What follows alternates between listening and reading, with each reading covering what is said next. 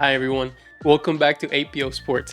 We're taking just a quick break from our player projections to do something a little bit different. And I know what you're thinking. You're like, APO, what in the world are you doing now? Like, can you just chill with your shit? I get it. I get it.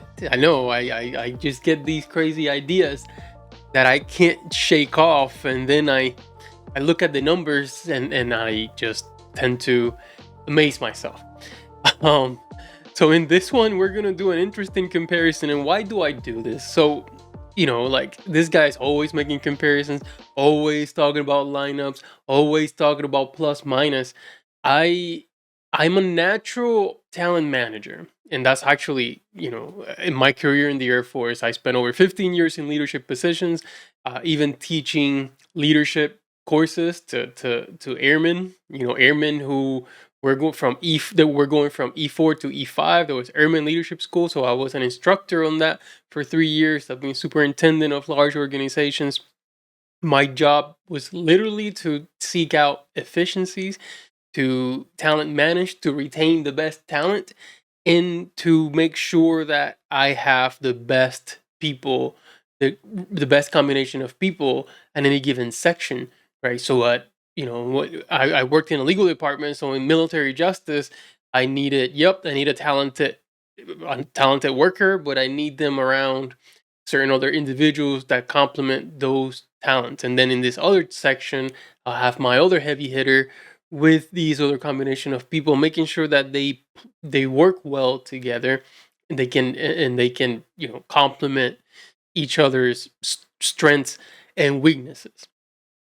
That's pretty much what I do, but it translates to, well, in my opinion, right? Like I tend to believe that this translates to sports. This translates to a lot of different things, and of course, I have a passion for sports and for the NBA, and now for the Indiana Fever and Kalen Clark. So I bring that. That's what I bring to the table. That's what I'm doing with these player projections. That's what I tend to do.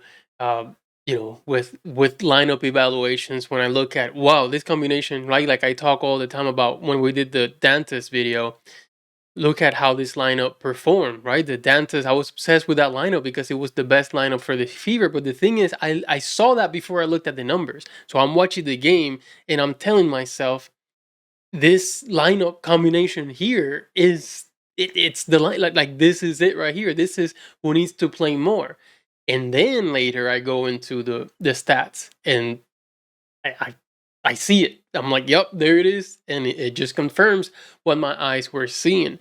I can easily identify like who's bringing the team down. Like last year, we all knew who was bringing the team down for the Indiana Fever. Not that that player was bad. Like some people were saying, this is a bad player. It's just a bad fit. That's what I saw. It's like, this is a super talented player. I compare that player to Carmelo Anthony, but they just don't belong in this system. In order for this team, that player has to go. So that is my obsession.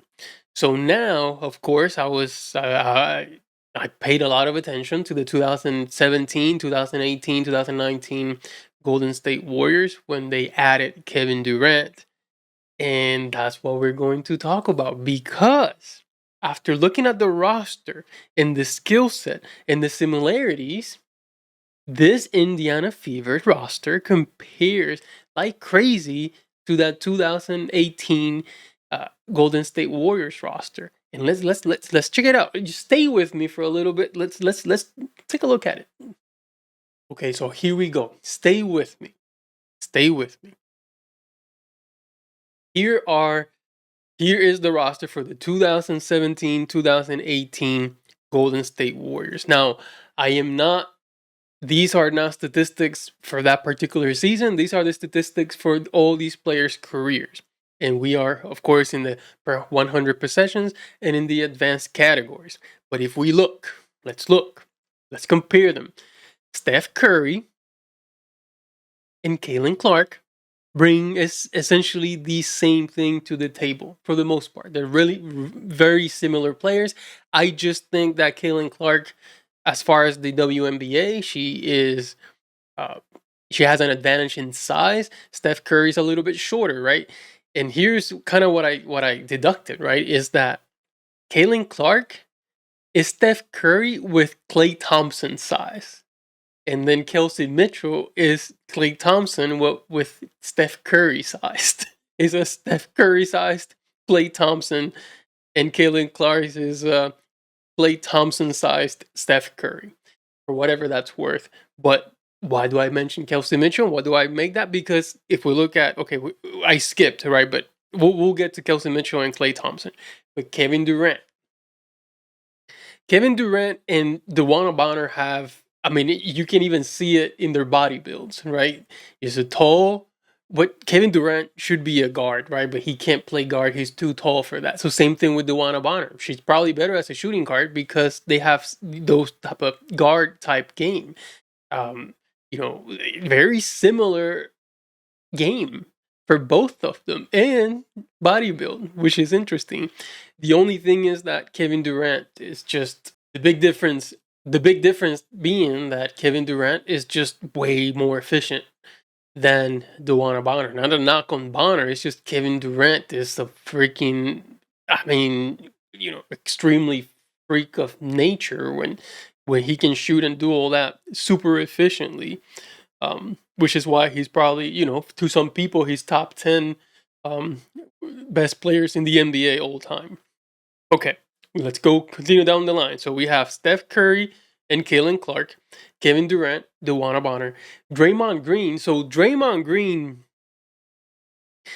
I'm comparing him to Aaliyah Boston only because of the potential, right? Like the potential.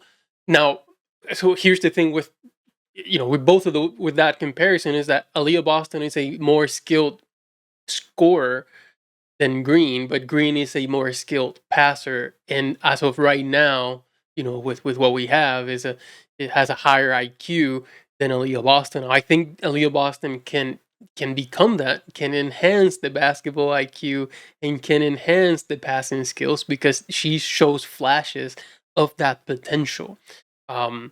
So I mean, Aaliyah Boston could just be the WNBA much more improved version of Draymond Green, and of course, without being dirty. Although for whatever reason, opposite teams, like she Aaliyah Boston gets on opposite players' nerves. You can see that, and some of them claim that she's a little dirty. I haven't seen that at all from Aaliyah Boston, but of course, I'm never going to accuse Aaliyah Boston of being dirty because she's one of my favorite players ever.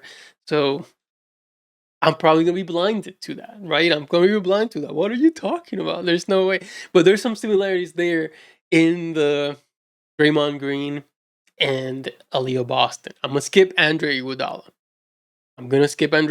For now. Let's go to Klay Thompson. So Klay Thompson, like I said, Kelsey Mitchell. I mean, they even shoot similar percentages. They do a lot of work off the ball. You're just running around trying to get open. They both are shooting. About they roam around 40% free 3-point shooting. Like they are very similar versions. So Klay Thompson and Kelsey Mitchell. But now let's talk about Andre. Let's talk about Andre Iguodala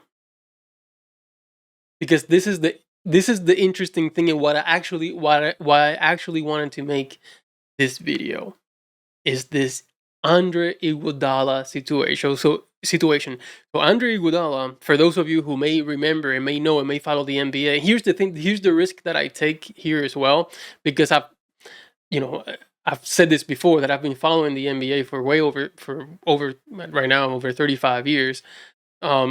Very closely. I'm a huge fan of the NBA, but so now I naturally as I start to watch the WNBA and pay attention to the WNBA, I naturally make these comparisons. Like I can't even help it. Like, oh, that player reminds me of this, and it just helps me kind of understand the games a little bit better. And like in the case of Kelsey Mitchell, I compared her with Ray Allen in the NBA WNBA comparisons, and that helped me appreciate Kelsey Mitchell so much more than before I was able to realize that there was a comparison there. But Andre Iguodala, Played most of his career before going to Golden State with the Philadelphia 76ers, where he was constantly in the all defensive, NBA all defensive teams. He never won the Defensive Player of the Year, but he was there. He was second, he was third. He was constantly in the conversation for Defensive Player of the Year because he was a great defender, but also a great facilitator and did a lot of other different things on offense. He was an all-star also. He was an all-star. Actually, the year before, he played in Denver one year, and then he went to Golden State Warriors. But here's the thing: the moment Andre Iguodala went to the Golden State Warriors, he became the sixth player. So he was coming off the bench, and also typically like pretty high usage guy for the most part. He tends to be high usage.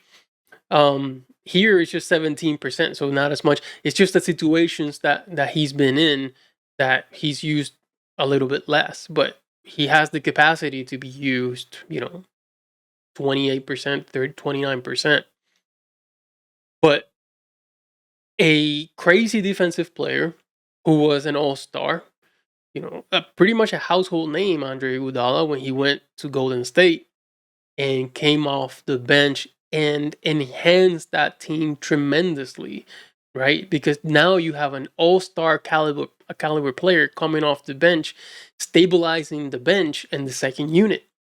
So again, when we talk about chemistry, we talk about efficiency. That's what Andre Iguodala was able to bring to the Golden State Warriors, and they immediately started winning, right? In 2015.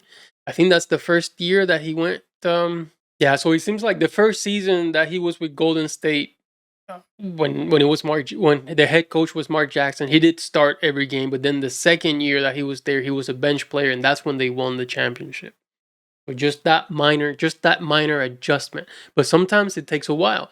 Steve Kerr was able to make that decision. Mark Jackson was not able to make that decision. So, that's why I also appreciate Steve Kerr quite a bit in his thinking and his coaching abilities, because he's able to also look after those efficiencies and not afraid to make certain decisions like the one bringing Andre Iguodala off the bench.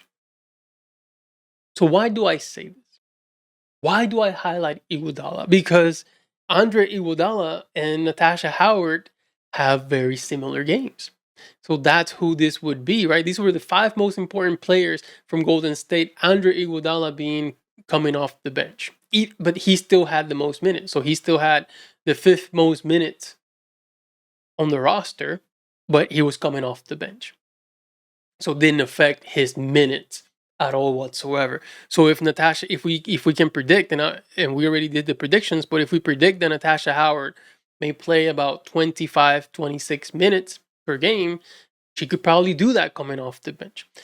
So am I saying she should go? No, I'm not necessarily saying that. I'm just making a comparison. And how similar is that comparison between Andre Iguodala and Natasha Howard? Well, let's check it out. So here we go, and I'm doing totals. I'm gonna do totals for this one, and even though yes, there's a lot less minutes, but the usage for Iguodala lower than Howard. So even though it's less minutes, use more. So I mean, there's always things to consider. But anyways, here we go for totals. Howard, Iguodala, the points per game, 11.5, 11.3, damn near identical, right? Turnovers, damn near identical, just 0.3 more for Howard. Blocks, Natasha Howard, and this is even like with just full totals, not even this is full totals, not even per 36 minutes. So that's a huge advantage. Steals, Iguodala just by a bit, but again, I think Howard's got him. So let's look at 36 minutes. So 18 turnovers, then it's more. Blocks, quite a bit more. Steals, more. Assist, Iguodala still the better passer, the better distributor, which is kind of helps in that stabilizing role coming off the bench. The rebounds, Howard per 36 minutes. Free throw about the same. 3-pointers about the same, 33%, and only 3% less for Natasha Howard. 2-pointers, They're equally effective from twos, and look at that field goal percentage. Field goal percentage is pretty similar. The usage is the only thing here that's different, but look at these other advanced numbers. True shooting, Iguodala a little bit better. PER, just Howard has a slight advantage. Rebounds, total rebounds, Howard tends to get more rebounds. Assists, there you go. So Howard's a better defender, or better rebounder. Howard is a better rebounder. Iguodala's a better distributor. Steals about the same. Blocks, Howard tends to get more blocks. Turnover about the same. Usage advantage Howard. But again, these numbers are pretty similar. So now let's look at the fever for this year. So here we go. And the one concerning thing to me is this usage, right? So this usage, it's just too much, right? So you can't have 5 players with over 20. I just don't think this is going to gel very well. And again, like when you put rosters together, you can't just put 5 people. Oh, these are all great. Put them together and expect that it's going to work only because they're great players. No, you still have to be judicious as to the lineup and the rotations and who's going to play with who, and which game or whose game complements someone else's game the best. That's what you have to take into consideration. It's easy to say, well, these are the Fever's 5 best players. They should start. Not always. Not always. So you see the usage rate here? Too much. The usage rate for Golden State, 16 and 15. And again, this was not the starter. So who was the starter for the Golden State Warriors? I'll show you right now. I'm gonna add it in here, and then I'm gonna do the same for who I'm suggesting should be the starter for the Fever. It's not who you're thinking. It's not who you're thinking. I want to throw that out there.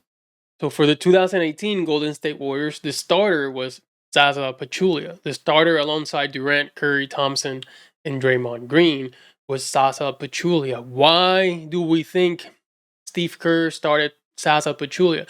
And by the way, just to give you some perspective, Zaza Pachulia, even though he started, he only played about 14 minutes per game. So just because the dude started didn't mean that he was going to get a bulk of the minutes. It's just to kind of establish a defensive presence and size early on. Now, if you need a Pachulia for more, then you can go ahead. But if the game is kind of getting out of control and you're dominating on offense, then continue to put the foot down on the opponent's throats.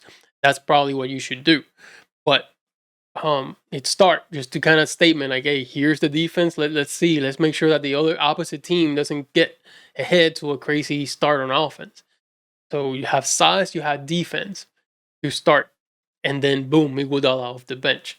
Now, what am I recommending for the Fever? Here's what I'm recommending for the Fever. So here we go.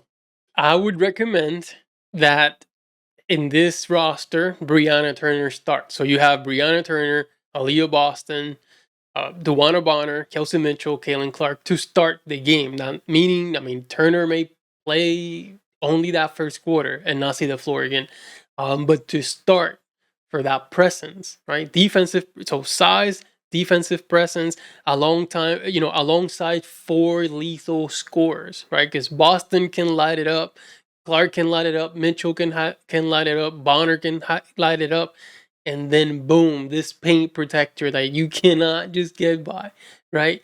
Just stopping everything that you're trying to do and can still run the floor and do well. I mean, I think this is almost the lineup that we were trying to get last year, the starting lineup that I think I was actually saying. Not the most important lineup, but the lineup that should start. I thought it was Temi Benley, Aaliyah Boston, Lexi Hull, Kelsey Mitchell, Caitlin Clark. But here you have Brianna Turner, and then, and the 4 offensive machines that I believe will also be bringing some improvement on the defensive end. So if Stephanie White and the Fever coaching staff wanted to take a page out of the 2018 Golden Warriors playbook, then this is an option. This is something that they can do.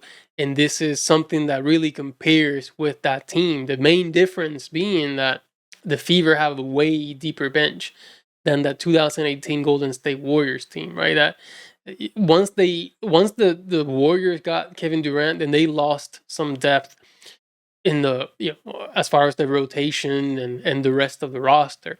Not the case with the Fever. So you have essentially 5 players that compare to the 6 kind of players from the Warriors. But your bench, as far as Lexi Ho, as far as Dentis, as far as Sophie Cunningham, as far as Sydney Colson, just provide better, um, just better value for the team and for the roster. Um, so yeah, I made that discovery, and I wanted to make sure that I shared. Not necessarily saying that this is something the Fever should do. It's just another option that we could potentially see. Not saying that we see it again, like the easy button, the easy thing, what most teams do, right? Which I don't think the Fever are most teams, but what most teams do, what most people are inclined to do, is these are my 5 best players. They're starting, regardless of whether or not it's a good fit on the court together or not. I don't care. They're my five best players. They're gonna start. That's how teams don't win championships. You know what I mean? Like, that's how general managers do in baseball. Baseball has no salary cap, like the Yankees, for instance. They just throw money at these talented players. Here you go, and expect to win. No, you need the right in every circumstance, in every organization, whether it's sports, whether it's an office, whether it's the military. You need the right combination of players. In my opinion, the best team ever assembled in sports history were the 1998 New York Yankees. And the 1998 New York Yankees didn't have a lot of superstars. They have Bernie Williams at center field, not even a Hall of Famer. Paul O'Neill at right field, not a Hall of Famer. Scott Brosius at third base, not a Hall of Famer. Chuck Knobloch at second base, not a Hall of Famer. Tino Martinez at first base, not a Hall of Famer. Jorge Posada catching, not a Hall of Famer. So what I'm trying to say is that sometimes it's better to have players that just, they just have good chemistry together, understand one another. They're selfless, meaning that they're not out there, oh no, I need to get my stuff because my numbers need to look good.